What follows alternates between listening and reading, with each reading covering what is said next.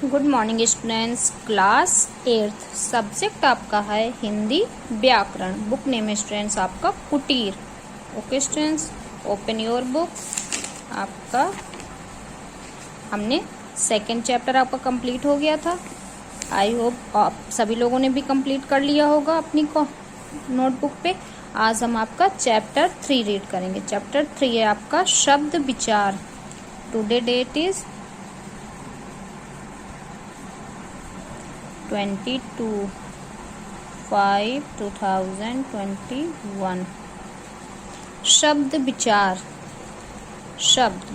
शब्द का भाषा में बहुत महत्वपूर्ण स्थान है। शब्द से ही वाक्य बनते हैं और वाक्यों से भाषा बनती है।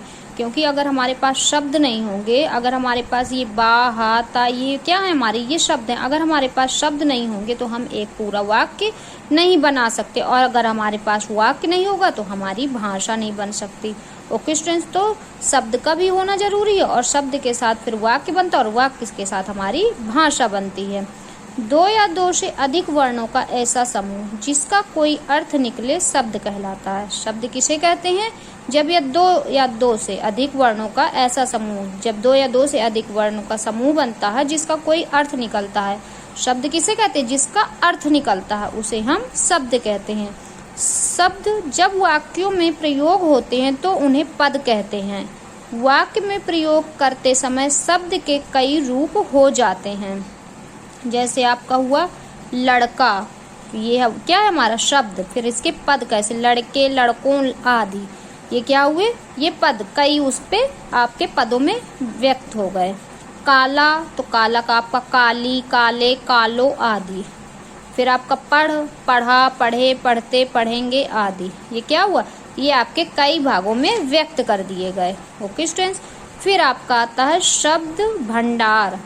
किसी भाषा में जितने शब्द प्रयोग किए जाते हैं उन सबको उस भाषा का शब्द भंडार कहते हैं। क्या होते हैं कि जो किसी भाषा में जितने भी शब्द प्रयोग किए जाते हैं उसको क्या कहते हैं? जब बहुत सारी इकट्ठी चीज होती है उसे क्या कहते हैं? भंडार कहते हैं। तो जब जितने भी शब्द आपके प्रयोग किए जाएंगे उन सबको उस भाषा का शब्द भंडार कहते हैं। यह शब्द भंडार नए नए शब्दों के जुड़ने से बढ़ता रहता है।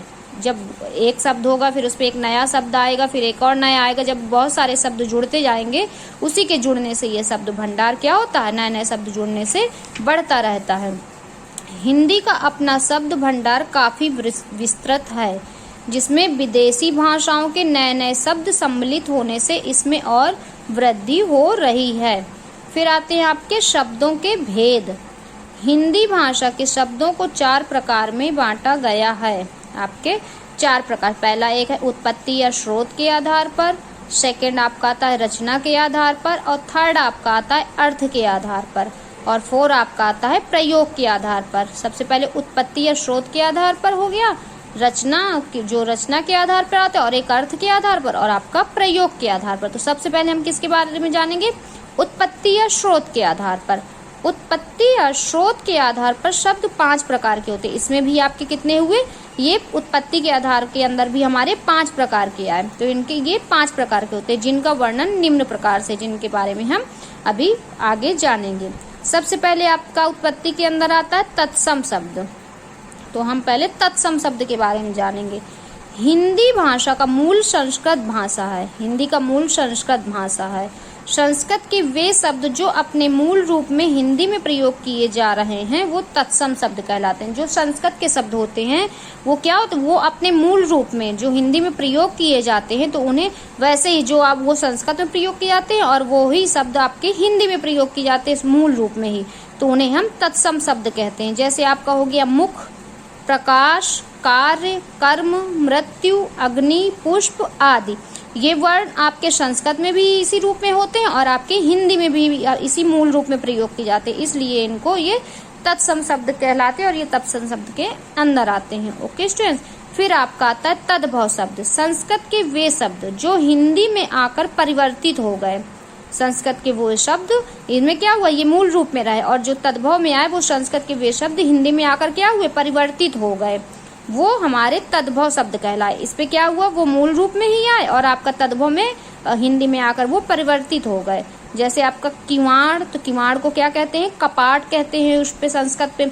दूध को संस्कृत में दुग्ध कहते हैं, दही को दधी कहते हैं, मक्खी को मच्छिका कहते हैं, घोड़ा का घोटक। ये क्या हुए, ये आपके चेंज हो गए, बदल गए। आपके जब हिंदी में आए तो ये इन्होंने क्या हुआ, अपना रूप बदल दिया और आपका जो तत्सम में रहे वो आपके मूल रूप में ही रहे। जो संस्कृत में बोले जाते वो ही आपके हिंदी में मूल रूप में रहे। इसीलिए जो मूल रूप में रहते वो तत्सम कहलाते और जो यहाँ पे रूप बदल लेते हैं वो आपके तद्भव कहलाते हैं। ओके स्टूडेंट्स, आपका आज यहीं तक है। नेक्स्ट मैं फिर आपको नेक्स्ट डे एक्सप्लेन करूंगी। Okay, thank you.